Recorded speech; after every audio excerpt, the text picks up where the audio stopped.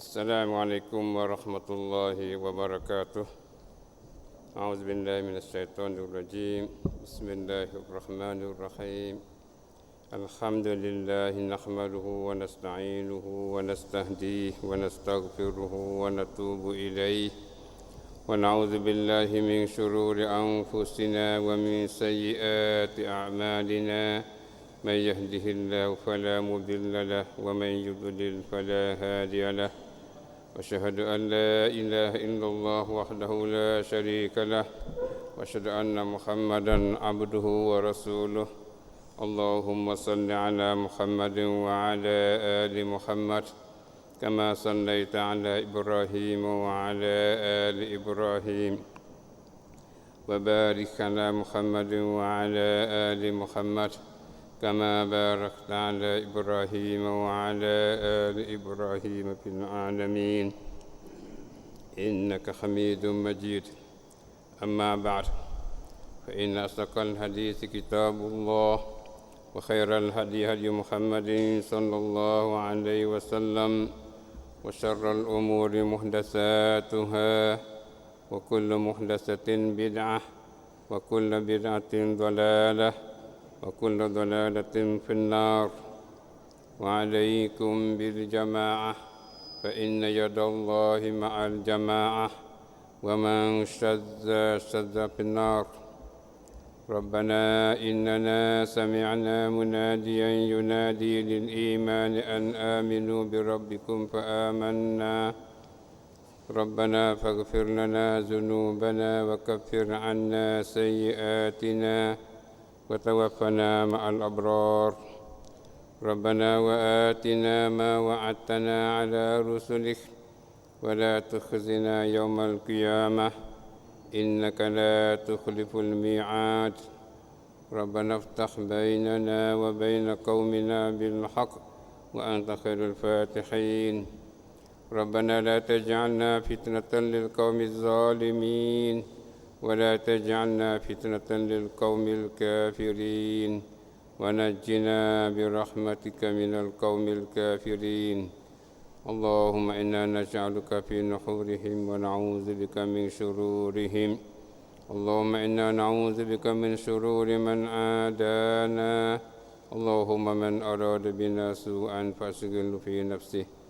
ربنا عليك توكلنا وإليك أنبنا وإليك المصير. Alhamdulillah, bersyukur kita pada Allah Subhanahu Wa Taala yang selalu mencurahkan rahmat dan nikmat kepada kita. Maka dengan rahmat nikmat Allah Taala hari ini kita semua dapat bersama dalam majlis ilmi. Alhamdulillah, bersyukur kita pada Allah Subhanahu Wa Taala.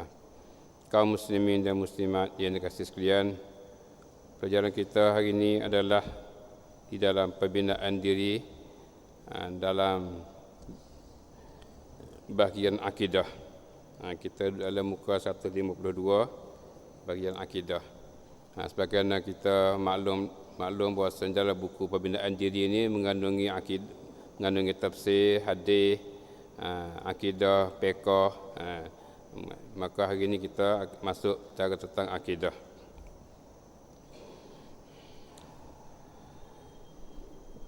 Mengikut sebagaimana biasa, belum pada kita masuk cara tajuk tu adalah kita nak tahu matlamat tujuan kita belajar hari ini, gapo dia Nusa Padano.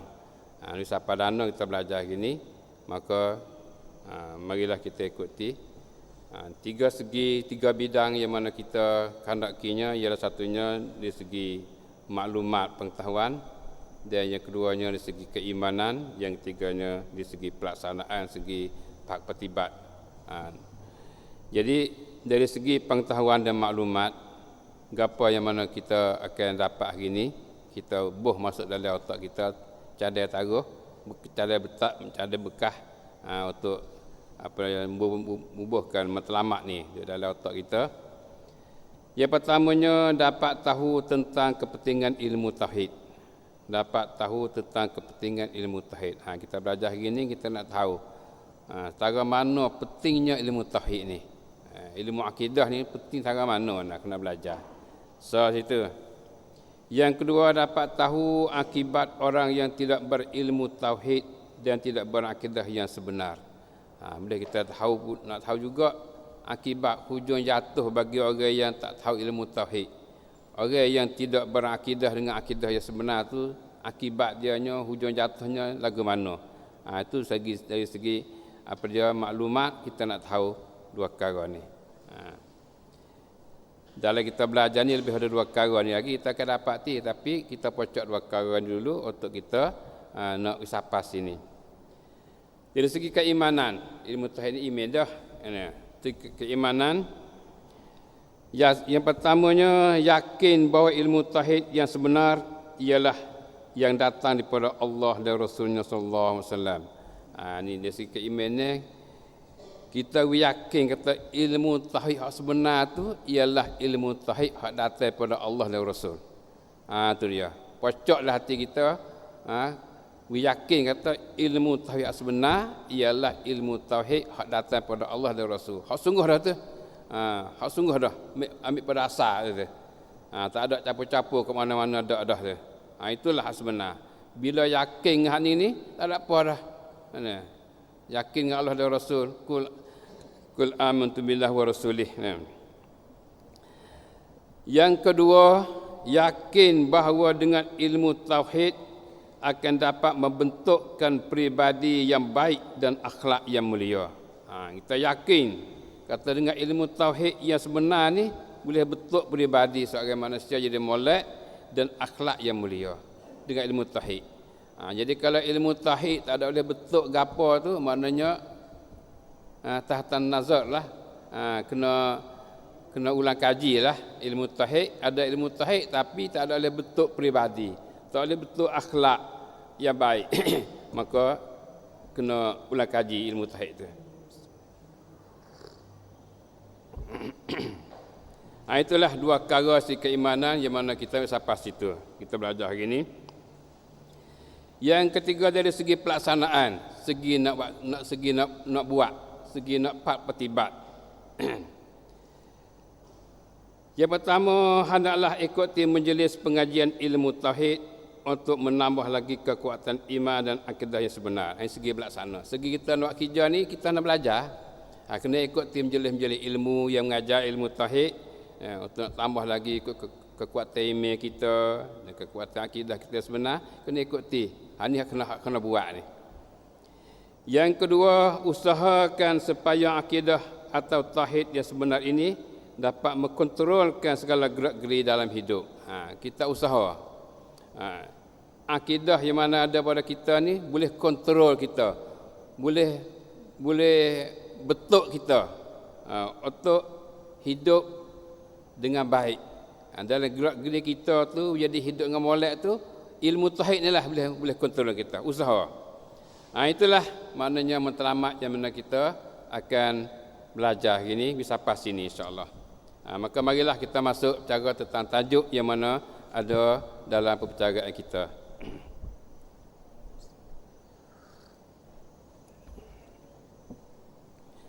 Yang pertama, kepentingan ilmu tauhid di dalam agama.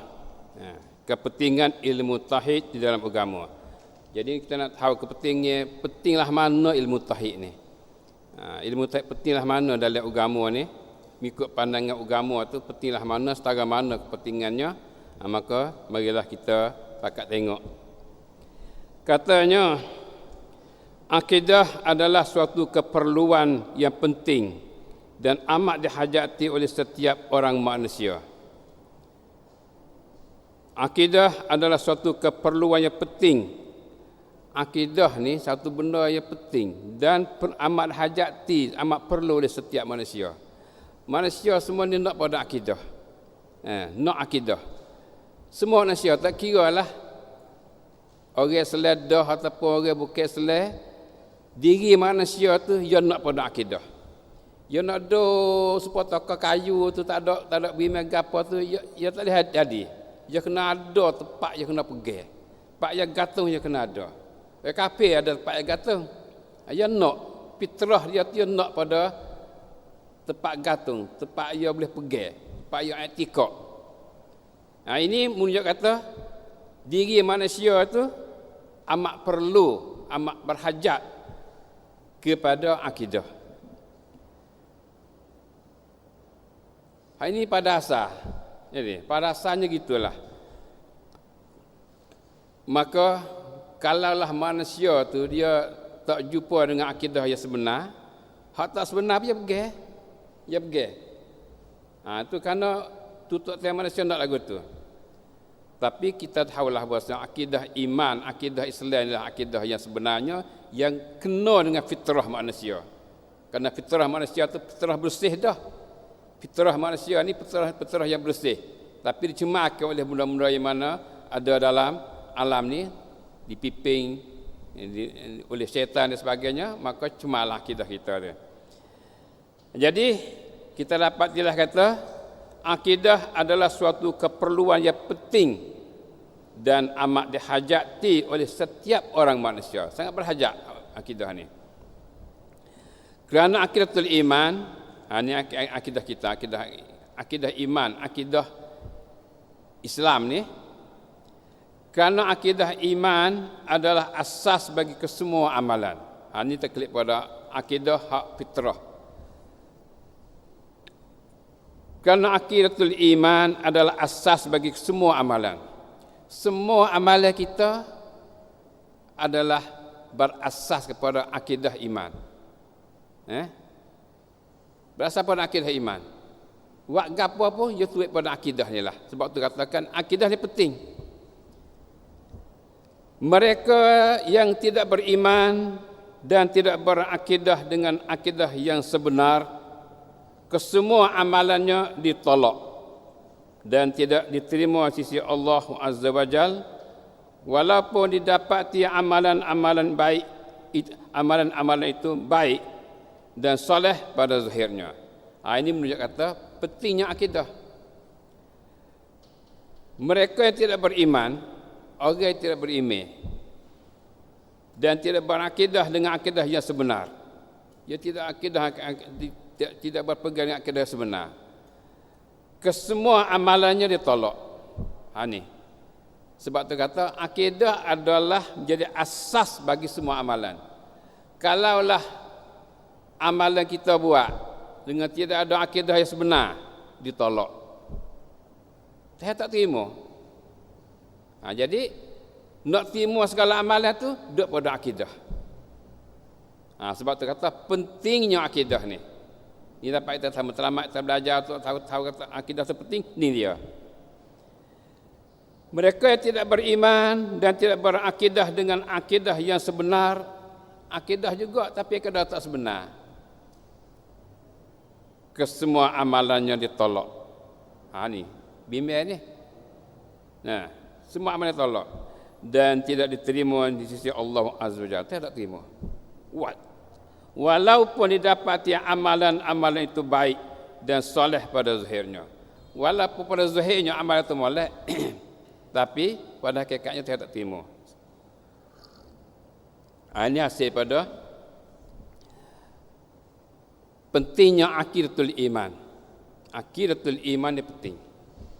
Sebab tu orang kafir ni akidahnya tak betul, akidahnya tak kena, tapi perbuatan amalan zahir ni terkadang banyak benda molek tu. Ya buat hospitalnya, ya buat rumah orang miskinnya, ya tolong anak yatimnya, ya apa, banyak terkadang segi zahir ni dia buat tu lebih pada orang Islam kita lagi. Segi zahir ni bagi setengah dia adalah khidmat apa itu ni, tapi semua tu habaan mansurah, jadi habu saja. Tak ada boleh gapo. Ini menunjuk kata akidah penting, akidah sebenar itu penting. Dengan itu, maka Allah tidak menerimakan amalan malaikat daripada orang mukmin jua. Masya Allah. Hari ini kita bersyukur banyak pada Ta'ala. Saya tak terima amalan malaikat pada orang mukmin ya. Sebagai mukmin ni ada akidah yang sebenar. Orang bukan mukmin akidah tak sebenar.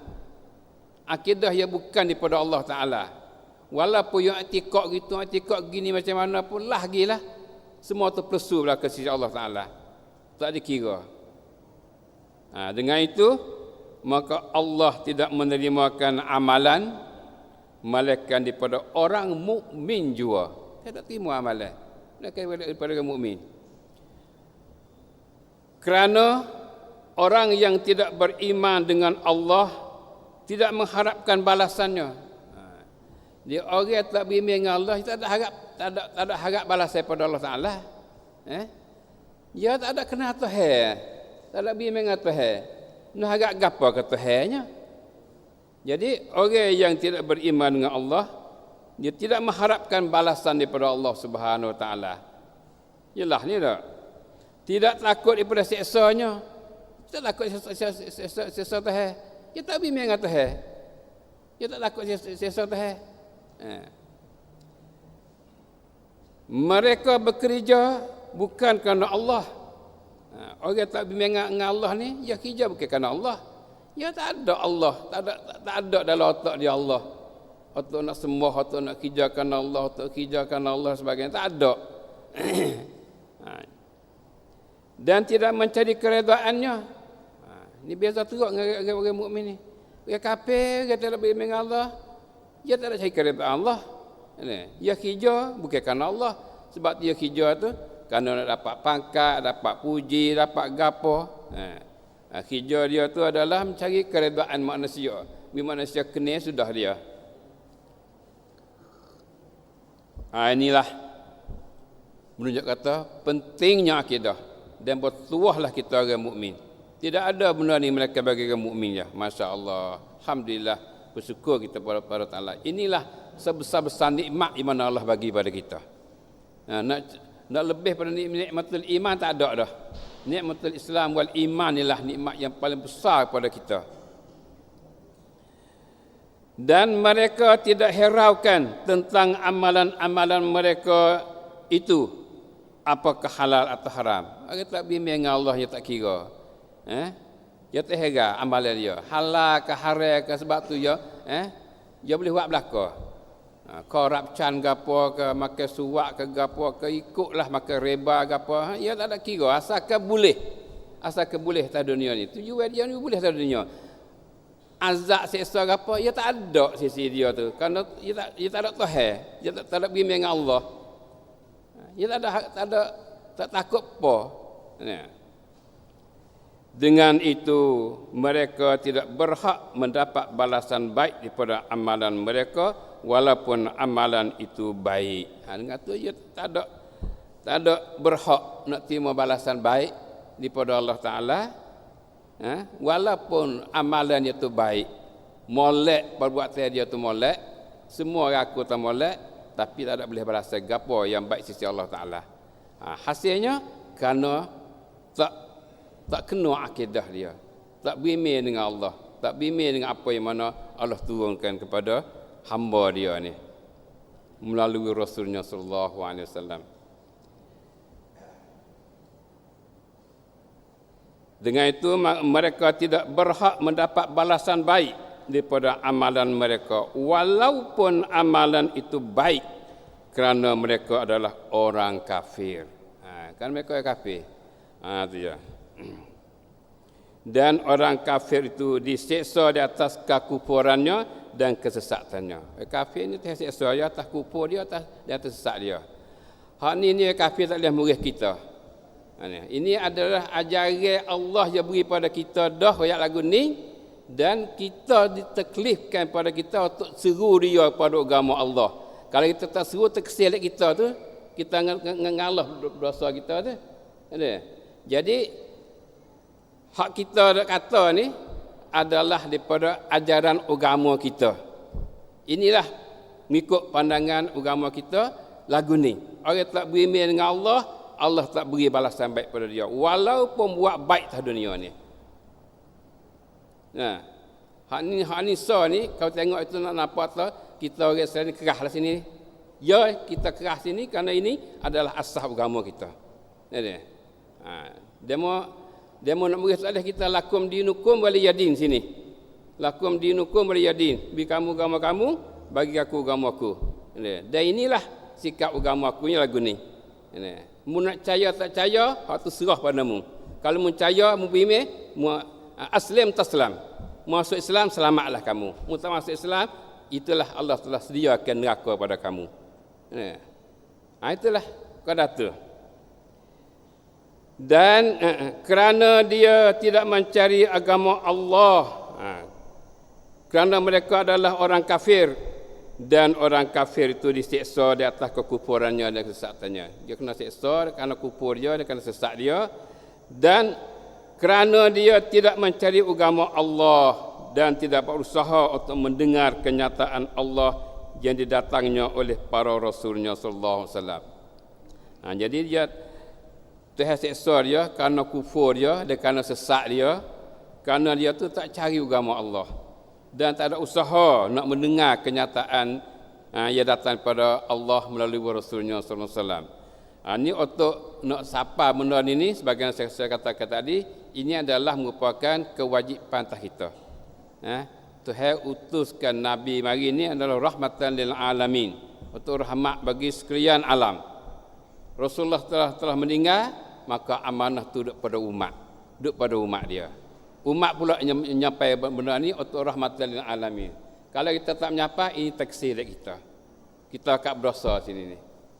Dia pakat berdosa. Kalaulah kita tu dapat menyampai dah dengan cara fardu kifayah, lepaslah kita. Lepas tu tak berimeh tu sisi dia lah. Hari ni alhamdulillah kita bersyukur satu lagi nikmat Allah pada kita orang Islam.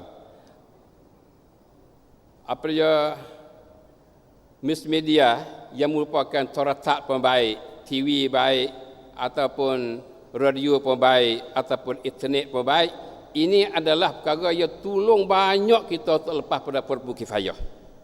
Tolong banyak untuk lepas kita pada fardu kifayah. Kalau tak ada benda tu rasanya kita ni teksir banyak, kita tak dapat laksanakan fardu kifayah. Maka hari ni mujur kita. TV tu ada, TV ni ada, cong tu ada, cong tu ada, bercakap berkenaan dengan Islam, menyampai ke Islam. Tak apa dah tu. Ada. Cumanya dia mau dengar tak dengar, tahu tak tahu. Jadi kita hari ni kalau bahasa ada apa-apa tolong wayak, buka cong tu, buka cong ni, dia buka sudah dia. Dia. Buka cong apa ikutlah, TMTV ke Westernal ke apa ke ikutlah nak wayak cong apa tu, dia buka ya. Jadi kita boleh nyapa kepada tu. Paling kurang. Paling kurang. Hak kita boleh wayak tu. Karena itu adalah merupakan alat-alat penyampaian yang boleh menyampaikan Islam kepada umat manusia. Maka alhamdulillah kalau kita dengar sebenarnya bukan sikit jugalah orang masuk Islam melalui cong-cong tu. Bukan sikit masuk Islam melalui cong-cong TV dia.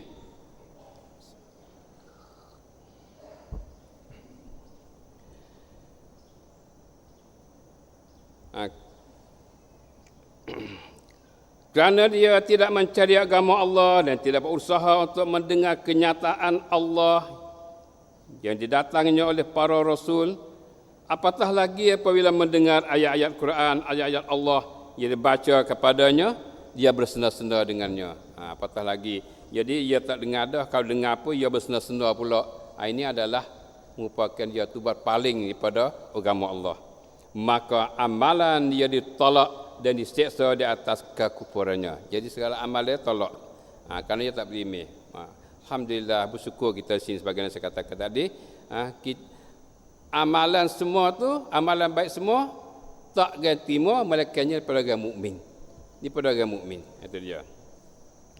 Allah berfirman, "Mathalul ladzina kafaru bi rabbihim a'maluhum karamadin ishtaddat bihi ar-rihu fi yawmin 'asif la yaqdiruna mimma kasabu ala syai' dzalika huwad dalalul ba'id." Surah Ibrahim ayat 18.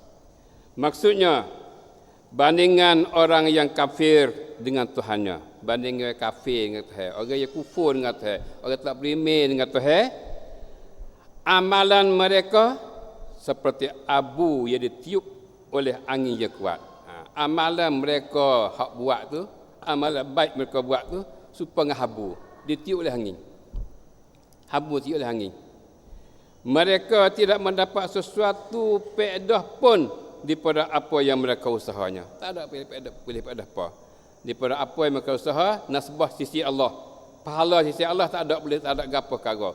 Buat rumah sakit, buat rumah orang miskin, rumah anak yatim, tolong orang miskin, tolong gapo saja pun, semua tu adalah habu dia tiup angin belaka. Tak ada gapo sekarang.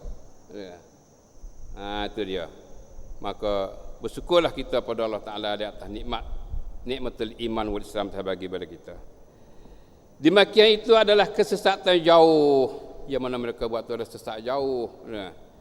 Tu kalau kita nak kira tu maknanya bukan sikit juga orang dia tu buat benda yang zahir tu molek, tapi dia harap kata dapat baiklah, tambunlah, tapi tak ada boleh bun gapo sekarang kali. Hanya habaan mansura, jadi habu yang tersebar gitu ya, sekosong saja. Allah berfirman lagi sebagai nak buat bandingan apa dia contoh orang kafir buat amal yang baik tapi tak dapat natijah yang baik.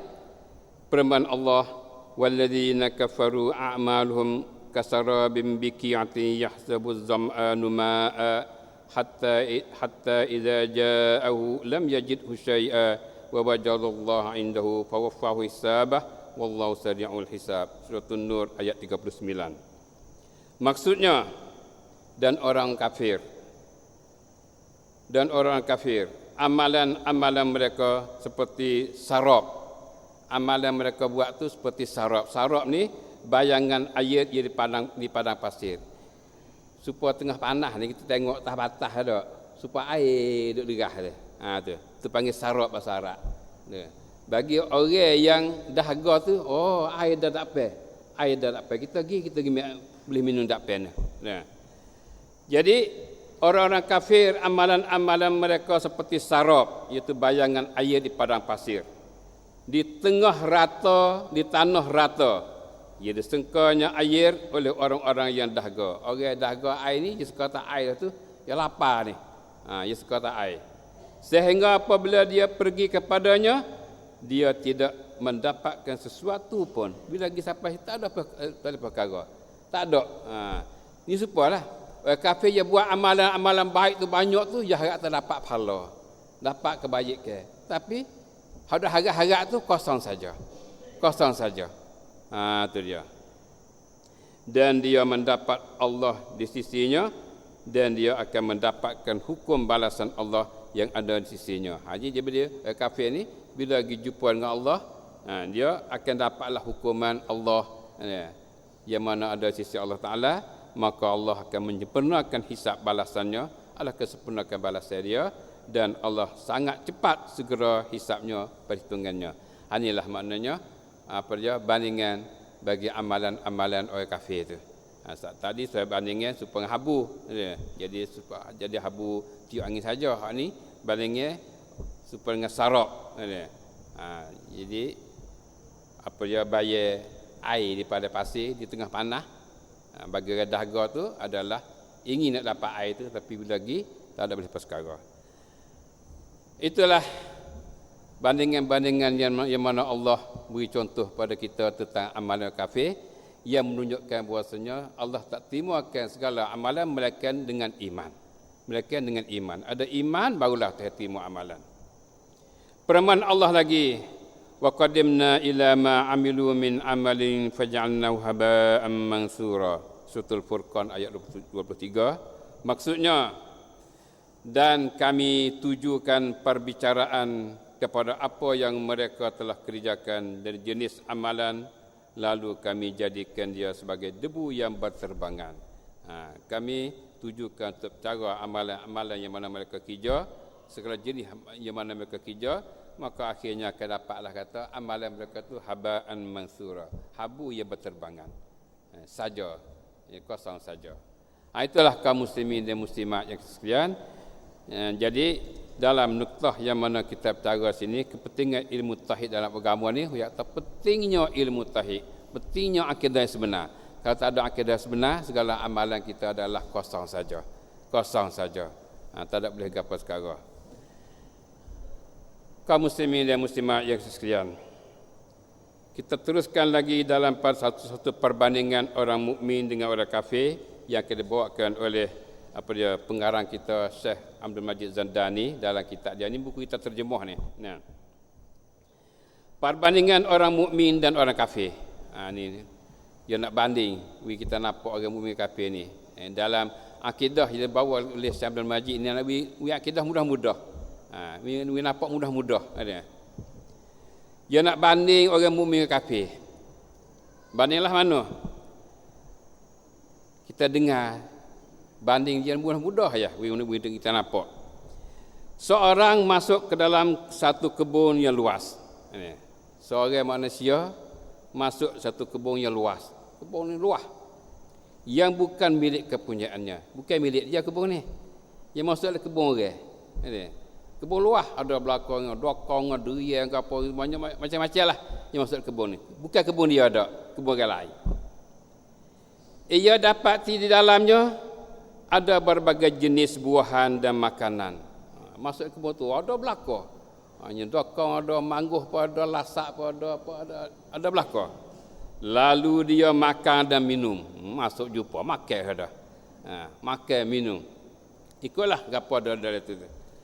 Kemudian dia terus melaksanakan pekerjaannya di dalam kebun itu. Lepas tu dia buat di kebun tu, ambil cok, ambil bajak gapo yang nak buat kerja. Nak tani, nak gapo, nak cabut waktu, nak buah ni, ikut nampak dia lah. Dia cabutkan pokok ini dan dia tanamkan pokok itu, ikut nak buat. Cabut hak ni, tani hak tu, halih ni. Jadi supaya manas diri dah lah. Supaya kebun dia dah lah. Ni satu orang. Satu orang. Ini banding mudah-mudahan nampak. Ada seorang yang lain masuk juga ke dalam kebun itu.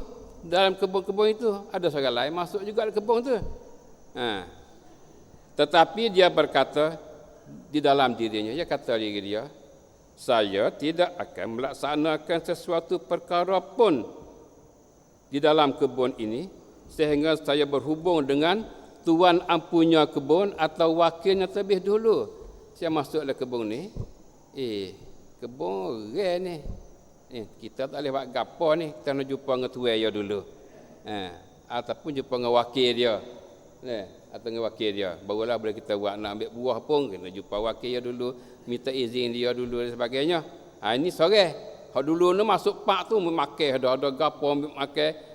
Buat gapo pocok ke tu, halih ke ni. Manalah dia tu. Hak seorang ni masuk lagi. Dia masuk kebun orang ni. Dia tak boleh buat gapo ni, kena jumpa dengan tuan dia dulu. Kena dapat izin dulu. Nah, itu bandingan.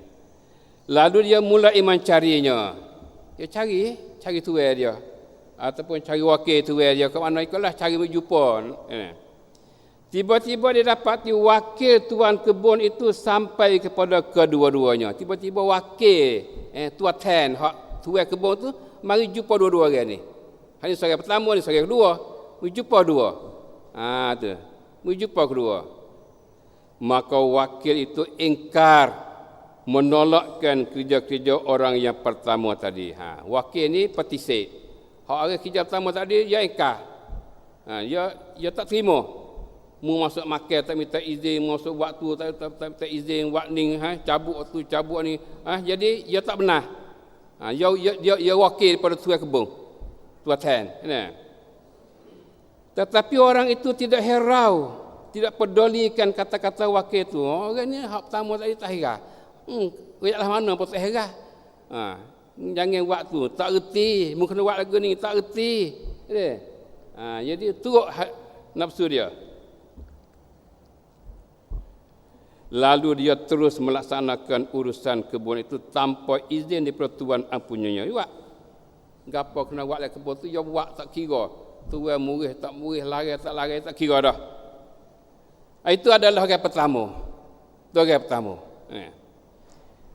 Adapun orang yang kedua, maksud kedua ni, orang kedua ni, maka dia mendengar segala arahan daripada wakil tuan kebun itu. Dia dengar arahan perintah orang wakil tuan kebun tu ayat lagu mana dia dengar.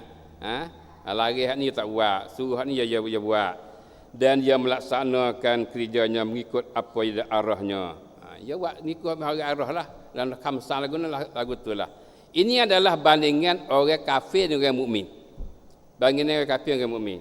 Maka yang manakah dari kedua orang itu berhak mendapat balasan? Antara dua orang ni hak mana berhak terima balasan semestinya? Hak ni masuk buat ikut dia. Hak ni dia buat ni mengikut arahan. Ni. Hak mana berhak terima balasan? Adakah berhak menerima balasan ataupun upahan oleh seorang yang menyerang masuk ke dalam kebun serta mengejek-ngejek pula dengan arahan tuan kebun, jadi utusnya wakil melalui melalui wakilnya? Apakah adakah dia tu berhak terima balasan, terima upah? Kalau upah pun adakah dia tu berhak terima upah? Sedangkan dia tu masuk dalam kebun, dia serai kebun, dia mengejek pula pada wakil wayak guana pi wak tak reti, wak tak hera, itu dia. Apakah dia berhak mendapat balasan baik sekalipun dia bekerja dengan kerja-kerja yang baik di dalam kebun itu? Adakah dia dapat balasan baik walaupun dia tani bagai molek, apa dia buat bagai molek dalam kebun tu? Adakah berhak terima balasan? Dia buat tu dengan tak dengar arahan orang, tak dengar arahan wakil kebun tadi. Itu dia. Pada menjawabnya, tidak syak lagi bagi setiap yang berakal akan berkata. Untuk jawab ni tak syak lagi. Bagi yang berakal je kena kata, yang jawab kata bahawa balasan itu adalah diberi pada orang yang mengikut arahan tuan kebun. Jadi balasan baik adalah akan diberi kepada orang turut arahan hak tuan kebun. Orang yang tak pakar tuan kebun, wakil tuan kebun tu adalah tak patut beri balasan lah. Adapun orang yang menyerang memasuki kebun dan bekerja di dalamnya mengikut kehendaknya tanpa mendapat keredaan dari tuan ampunyanya dan sampai kepadanya mereka yang memberi amaran itu. Jadi orang yang masuk serai dalam kebun, dia buat kerja gapo dalam kebun tu, dia tak dapat keredaan daripada tuan kebun, dan arahan amaran ni adalah sampai pada dia dah melalui wakil, dia tak dengar juga, maka tiada syak lagi bahwasanya dia tidak berhak menerima balasan baik walaupun dia dapat mengelakkan setengah amalannya.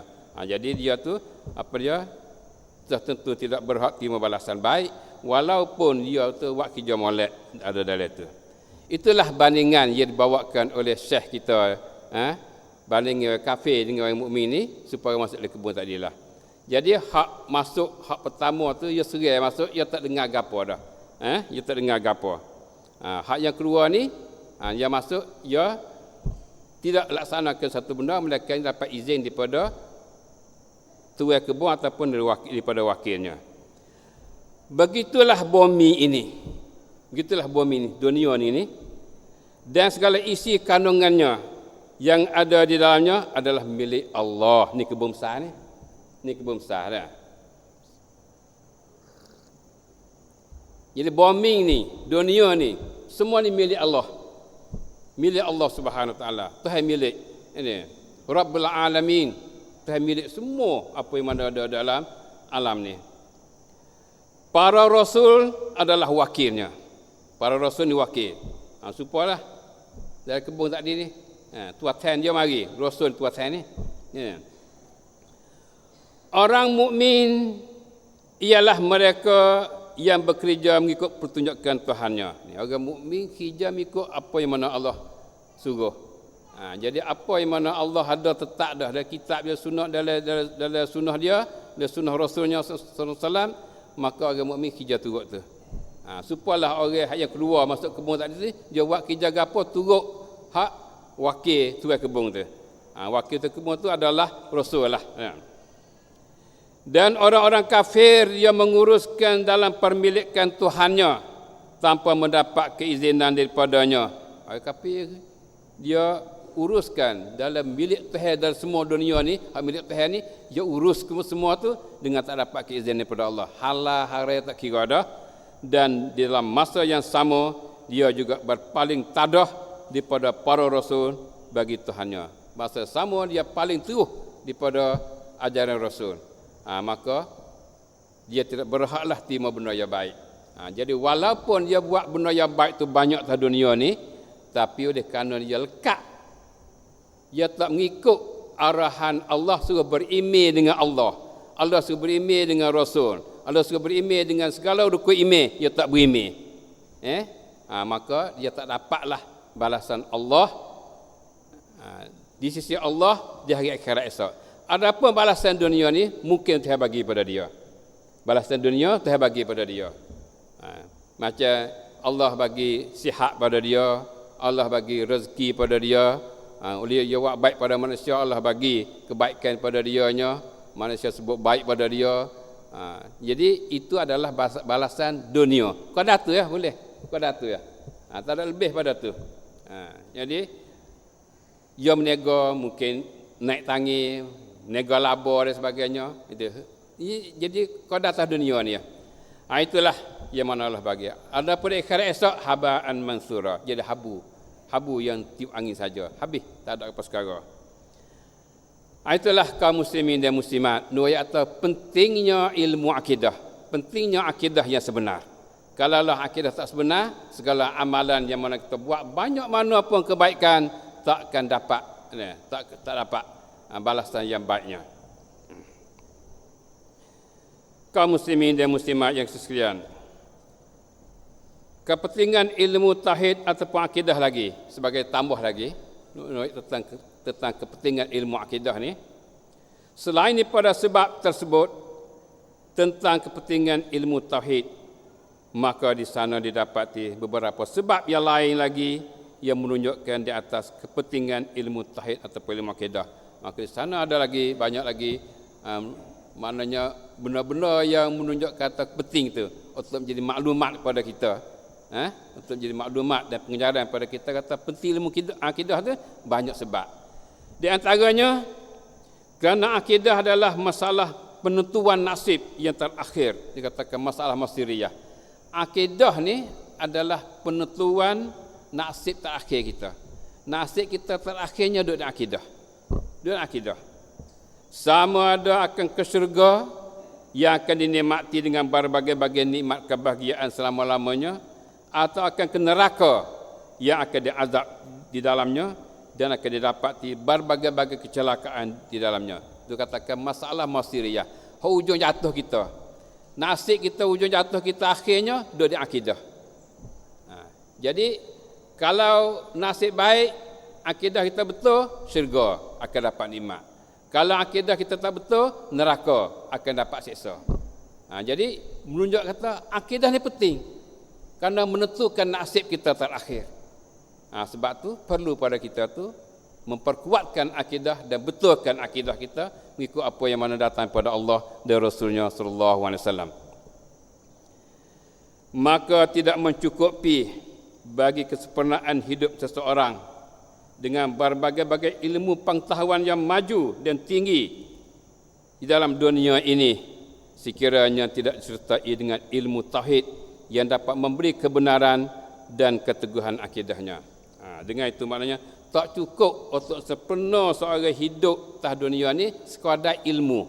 Dengan ilmu yang berbagai-bagai ilmu maju, teknologi dengan ilmu teknologi baru, tak memadai bagi seorang itu sekiranya tidak sertai dengan ilmu akidah.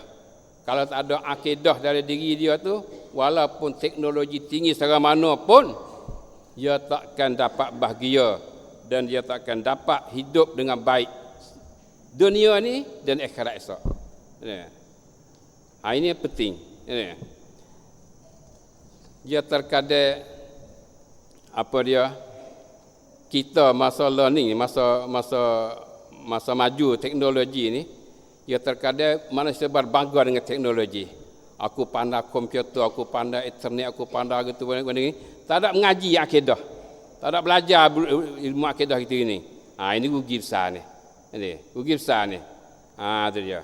Pandai hak lain. Auto apa-apa teknologi baru ni, masya-Allah sungguh nah. Dia derah teknologi baru ni. Tapi akidah tak ada peduli. Jadi kita ni adalah akan ada hujung jatuh kita. Al-masir, masa al-masiriyah kita tak ada. Pak hujung jatuh kita, pasuk kita ada. Pasuk kitanya dikirakan dengan akidah. Hitung dengan akidah. Dengan itu maknanya kita perlu ambil berat tentang akidah ni. Jangan duk bangga setakat dengan teknologi baru saja dak. Yang kedua, kerana akidah adalah suatu pengarah yang membangkit dan mengkontrolkan hidup seseorang dan melahirkan sesuatu akhlak dan suluk yang tertentu. Dengan itu, maka dengan berlainan akidah akan berlainan pula akhlak dan suluk dan cara hidup seseorang. Ini yang terpenting akidah.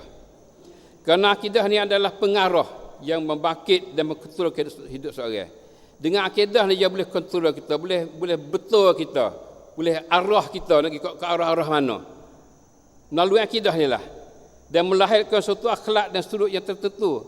Dengan akidah yang dapat melahirkan akhlak. Perangainya, akhlaknya, budi pekertinya. Jadi melalui akidah ni lah. Dengan berlainan akidah akan berlainan lah suluk dan hidup kita dia. Ni patut ingat sini. Berlainan akidah tak serupa, hidup kita pun tak serupa. Akhlak kita pun tak serupa, akan berlainan, tak serupa. Dengan itu, untuk hidup dengan baik, ia kena ada akidah yang betul. Barulah akhlaknya molek, suluknya molek. Kalaulah suluk dia tu geleweng, menunjuk kata akidah dia tu adalah ada tempat silap situ dia. Ada tempat silap situ. Dengan itu, seseorang yang tidak ada tauhid akidah yang sebenar, dia akan hanyut dan sesat di dalam masyarakat yang penuh dengan berbagai kesesatan dan kekufuran. Orang yang mana tak ada tauhid, tak ada akidah yang sebenar, dia akan hanyut dalam hidup ni. Apatah lagi dunia kita hari ni, dunia yang menipu, banyak menipu, yang menghanyutkan manusia, yang menyesatkan manusia. Kalaulah tak ada akidah dari diri sendiri, maka ia akan hanyut. Hanyut duduk asal tergapa. Dan dia akan menjadi sebagai bulu yang tiup angin ke sana dan ke sini tanpa tetap di atas suatu keadaan yang teguh dan kuat. Sebuah bulu ditiup oleh angin. Duduk tak tetap. Tak ada sikap yang tertentu bagi hidup dia ada. Hanyut.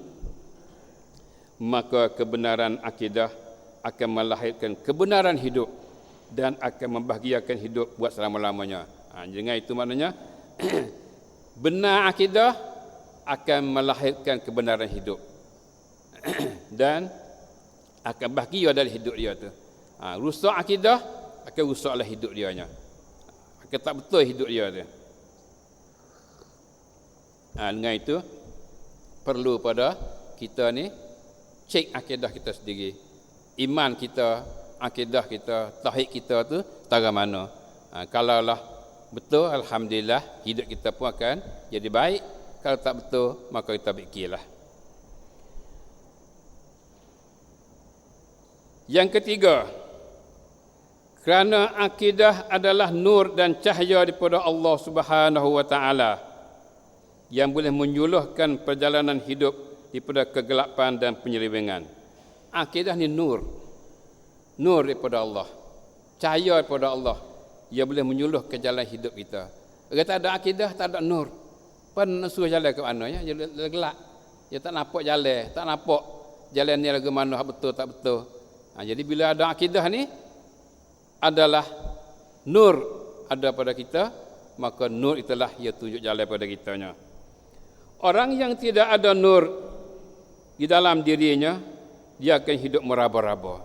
Juga orang tak ada nur di diri dia, dia akan hidup meraba-raba. Tak tahu tak nak petak ke mana. Petak tu tak kena, petak tak kena. Seperti binatang ternakan. Ulaika kal an'am bal hum adall. Ulaika humul ghafirun. Surah Al-A'raf ayat 179.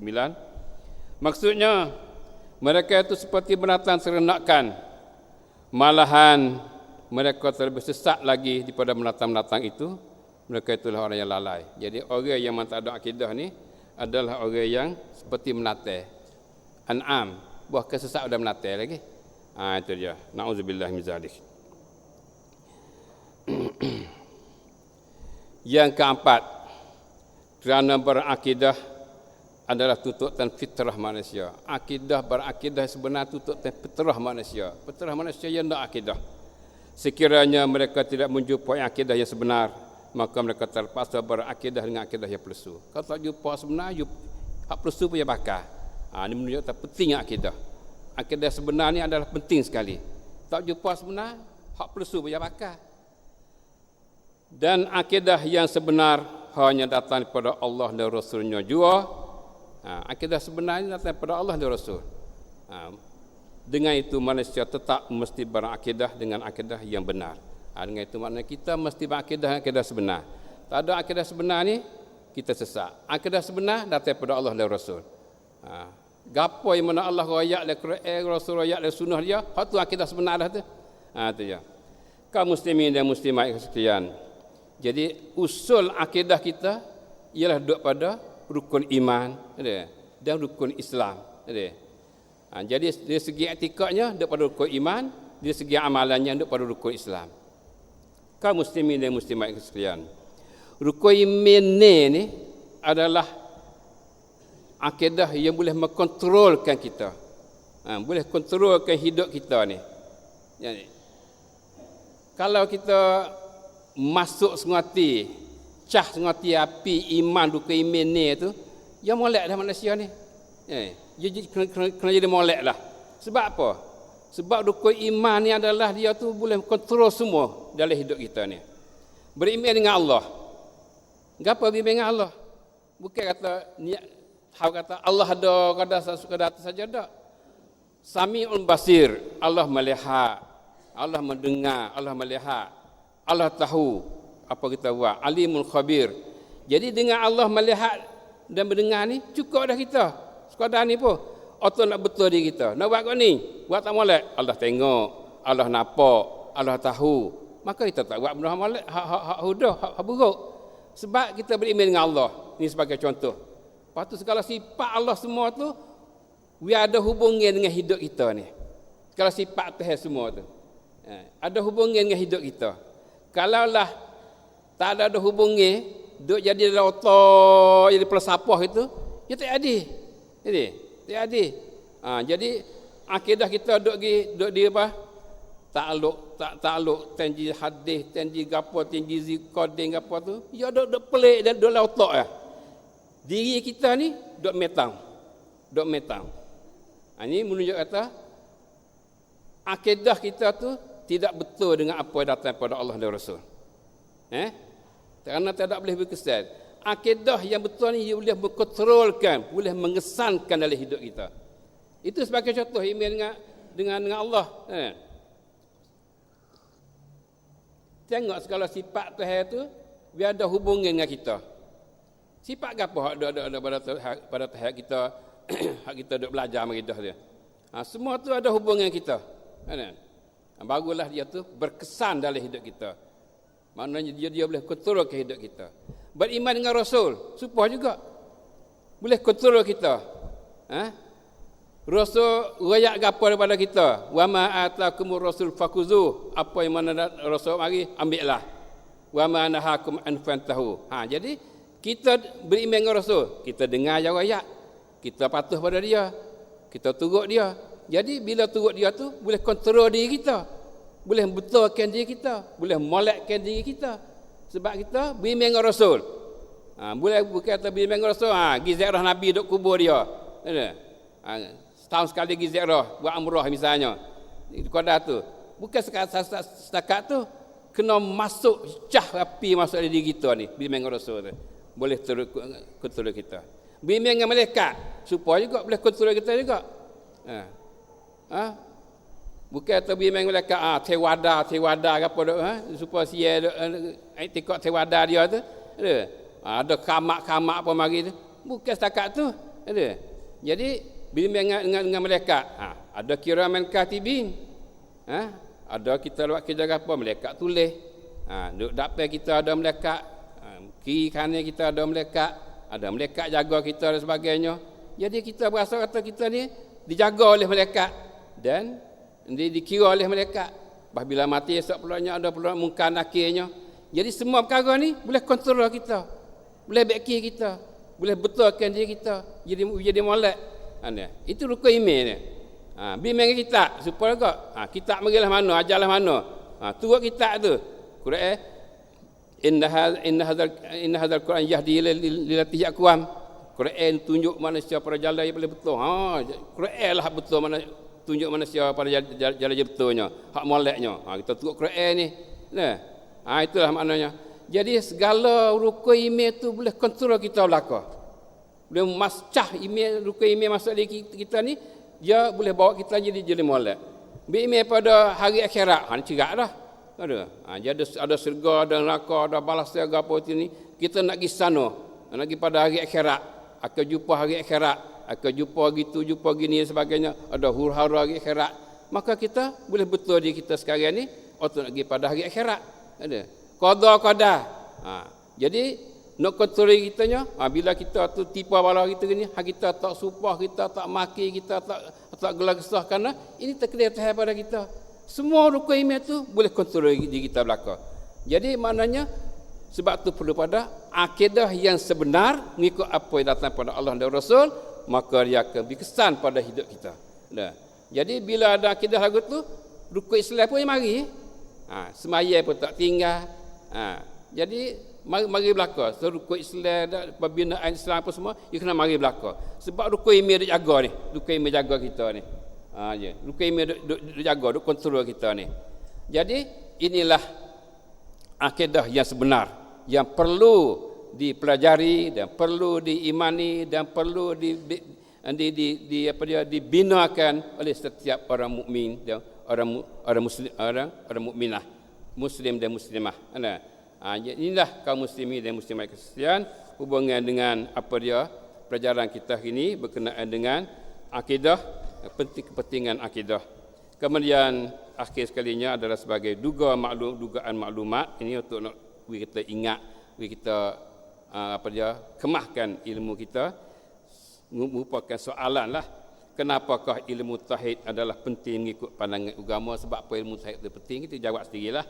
Yang kedua, apakah akibat bagi orang yang tidak berilmu tauhid ataupun akidah yang sebenar? Orang yang tidak ada ilmu tauhid, tidak ada akidah yang sebenar, itu akibatnya lagu mana? Kita jawab sendiri. Akidah sumber akhlak dan gaya hidup yang baik. Coba memberi huraian dan ulasan di atas tajuk ini. Jadi akidah sumber akhlak dan gaya hidup yang baik. Coba royak. Lagu mana? Jadi akidah ni di sumber akhlak yang baik dan gaya hidup yang baik. Coba penerangan sini. Itulah kaum muslimin dan muslimat sekalian, pelajaran kita hari ini berkenaan dengan akidah dalam buku pembinaan diri kita. Maka cukup kita setakat ini insya-Allah. Sallallahu alaihi Muhammad wa alihi wasallam. Subhanarabbika rabbil izzati amma yasifun wa salamun alal mursalin walhamdulillahi rabbil alamin. Subhanakallahumma bihamdik asyhadu an la ilaha illa anta astaghfiruka wa atubu ilaik. Sallallahu alaihi Muhammad wa ala alihi wasallam. Subhanarabbika rabbil izzati amma yasifun wa salamun alal mursalin walhamdulillahi rabbil alamin. Wassalamualaikum warahmatullahi wabarakatuh.